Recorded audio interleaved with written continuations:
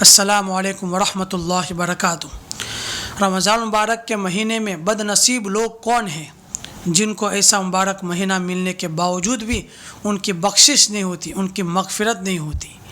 مستدرک حاکم کی روایت ہے، رسول اللہ صلی اللہ علیہ وسلم نے صحابہ کرام سے فرمایا کہ ممبر کے قریب ہو جاؤ۔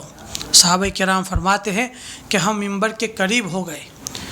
رسول اللہ صلی اللہ علیہ وسلم ممبر پر چڑھنے کے لیے پہلے زینے پر، پہلی سیڑھی پر قدم رکھا تو آپ نے کہا آمین۔ پھر آپ نے دوسری زینے پر اور دوسری سیڑھی پر قدم رکھا تو آپ نے فرمایا آمین۔ پھر آپ نے تیسری سیڑھی پر قدم رکھا تو آپ نے فرمایا آمین۔ تو صحابہ کرام نے عرض کیا کہ اللہ کے رسول، آج ہم نے آپ سے ایسی بات سنی ہے جو اس سے پہلے کبھی بھی نہیں سنی۔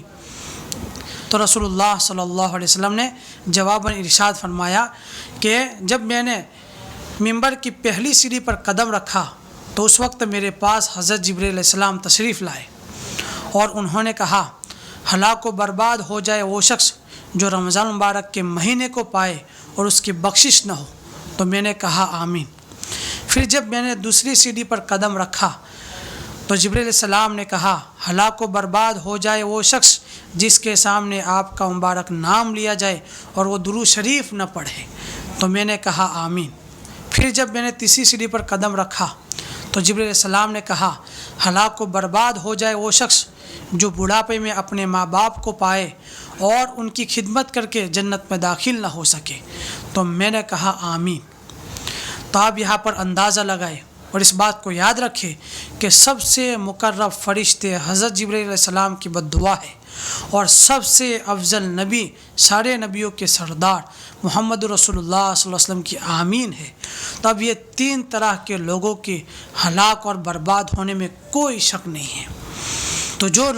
تو جو شخص رمضان مبارک کے مہینے کی ناقدری کرتا ہے، روزے نہیں رکھتا، تراویح نہیں پڑھتا، عام دنوں کی طرح غفلت کے ساتھ گزارتا ہے، کھاتا رہتا ہے، پیتا رہتا ہے، روزے نہیں رکھتا، وہ برباد ہو جاتا ہے۔